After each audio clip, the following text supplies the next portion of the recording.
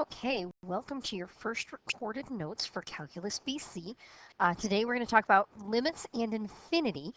And before we get to that, we're going to talk about why limits wouldn't exist. So limits approaching C fail to exist for three separate reasons. One, they could approach a different number from the left and right.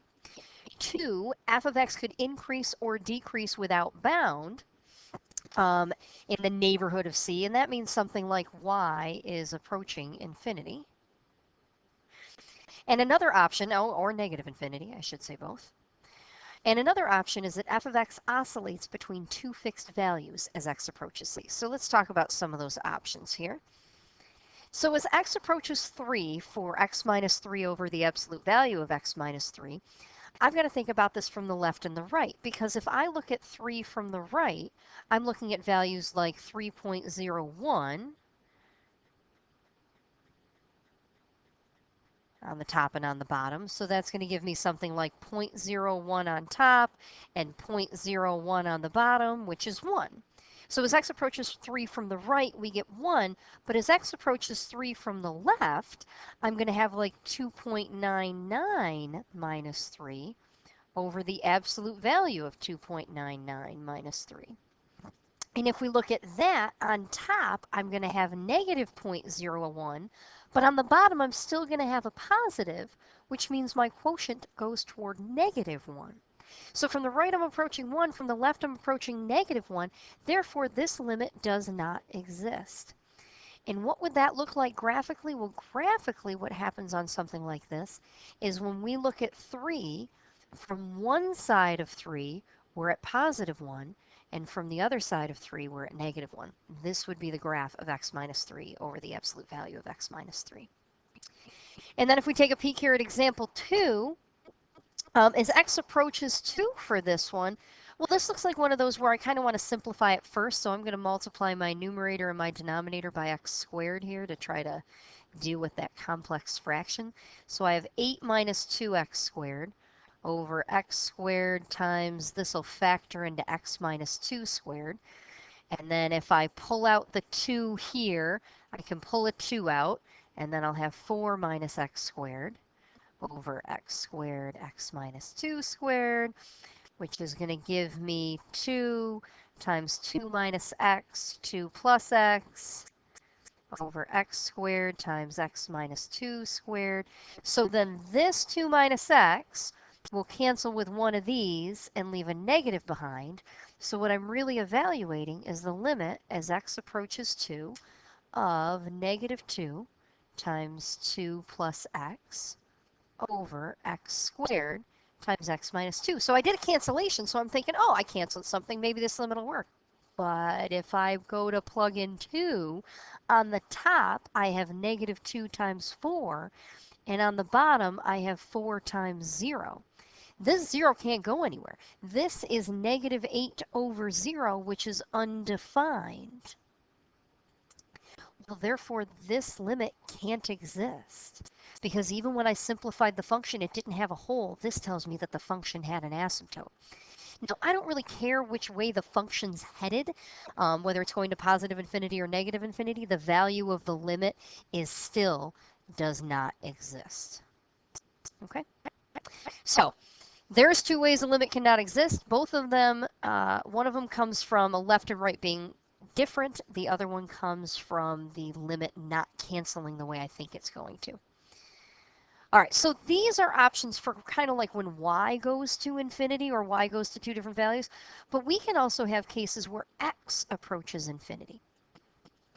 So when x increases or decreases without bound, meaning approaches positive or negative infinity, evaluating a limit results in the end behavior of a function. So what's happening as I move all the way to the right or all the way to the left? When that limit, moving to the right or left, results in a numerical value, it can be said the function has one or sometimes two horizontal asymptotes. So, by definition, the line y equals b is a horizontal asymptote of a graph if either the limit as x approaches positive or negative infinity tends to be.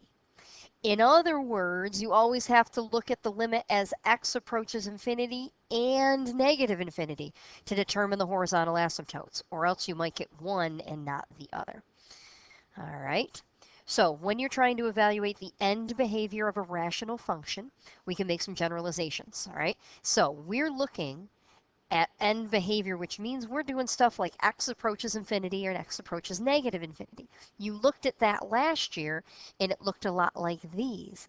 As x approaches infinity, you might remember that you look at the lead coefficient and do something with that, depending on if the degrees are the same or different. So this is where we're headed.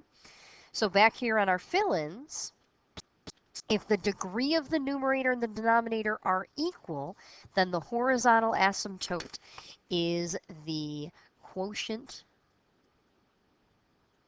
of the lead coefficients.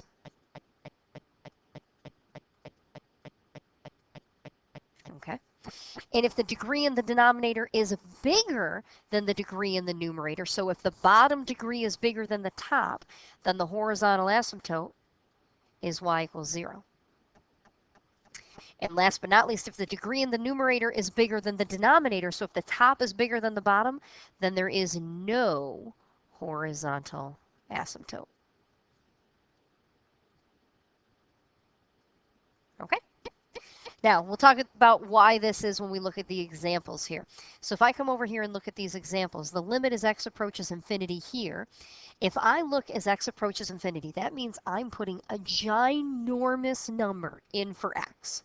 So this is 5 times infinity 3 times. Infinity times itself 3 times, minus 2 infinities. Who cares that I'm taking away 2 infinities? I have an infinite number of infinities times infinity again, times 5 right here. This means nothing.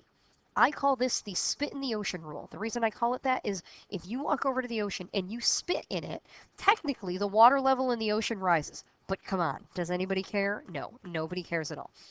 So when you're taking the limit as x approaches infinity, you want to look for the highest powered terms, and that's 5x cubed over negative 4x cubed. So this function right here acts just like the function 5x cubed over negative 4x cubed. Well, if I were to look at this function, the x cubes basically cancel out, and we get negative 5/4.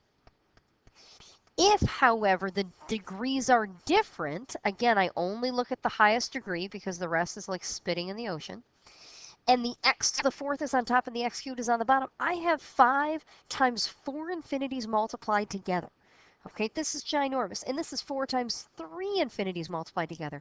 So when I go to look at my reduced form, again, it's not a direct reduction, but if I look at the behavior of this thing, this x to the 4th and this x cubed basically cancel. It makes this 5x over negative 4.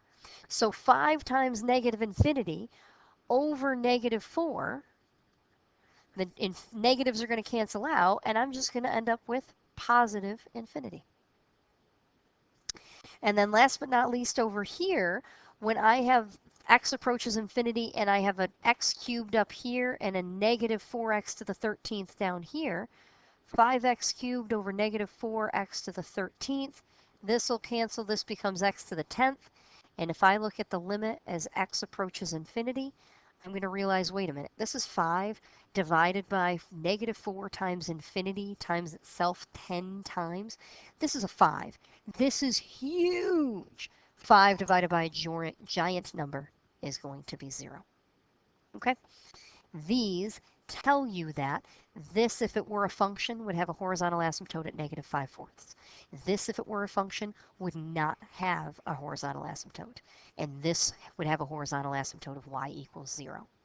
Now, these could also potentially have other horizontal asymptotes because I only looked at positive infinity here, so I could test negative infinity to see if there's another one. And we'll talk about that down here.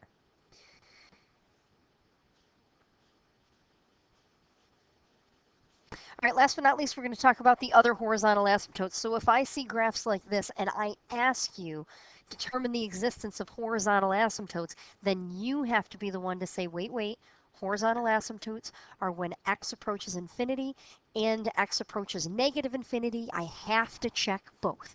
So if I said, here's a function, find the horizontal asymptotes, you'd say, all right, first step, find the limit as x approaches positive infinity for 2 over 1 plus e to the x minus 1, and also find the limit as x approaches negative infinity for 2 over 1 plus e to the x minus 1.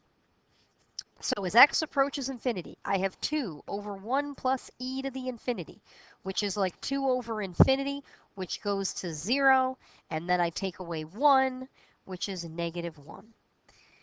As x approaches negative infinity, I have 2 over 1 plus e to the negative infinity. And remember, e to the negative infinity is like 1 over e to the infinity. That tends to 0. So this is 2 over 1, which is 1, minus 1, which is 1. I have 2 answers, and therefore we have 2 horizontal asymptotes, positive 1 and negative 1. And if I take a quick second and pull up my calculator, I can show you what that looks like, because you probably have rarely seen 2 horizontal asymptotes. Sorry for the wait. Still waiting. Still waiting. There we go. Okay. So if I take a peek here, go away, come back. Nope, that's not what I wanted to do. This. If I take a peek here, I want to continue at y equals 2 divided by 1 plus e to the x minus 1. Clear that. Zoom 6. There we go. Here is that graph. Here's a horizontal asymptote. There's an horizontal asymptote. It has 2. All right. So coming back over here, if we look at each of these functions at positive and negative infinity, we want to see what happens. I want you to try these. Pause the video right now. Try these on your own, and then unpause it. When you come back, I will have all 3 solved for you, and you can check your work and we'll talk about it. Well, we won't talk, but I'll talk to you about it in a moment. So try them, hit pause now, and then come right back. All right, so hopefully you came back. Let's take a look at these.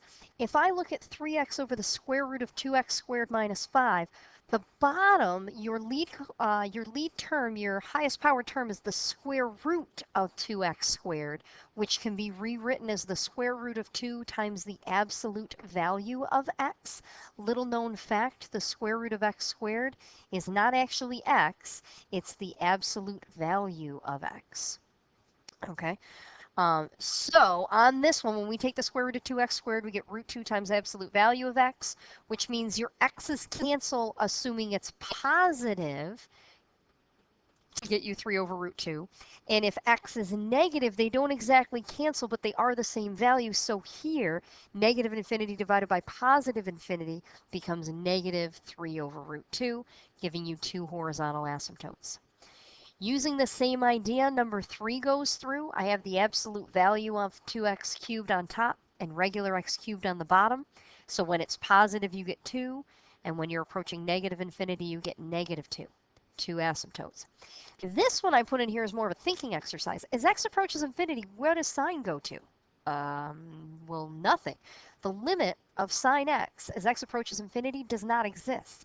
However, I know that sine x has a range. That's a terrible way to write range, but it has a range from -1 to 1, which means my numerator is always a number between -1 and 1, and then I'm dividing it by infinity. -1 to 1 divided by infinity is going to 0. I don't care which number between -1 and 1 I have, it's going to 0. And then same thing on the bottom, -1 to 1 divided by negative infinity, still going to 0. Okay? So we have one asymptote here, one horizontal asymptote here of y equals 0. And that is infinite limits. So when you come back, we'll go over this quickly tomorrow and do some work in class. I hope you guys have a great night. See you soon.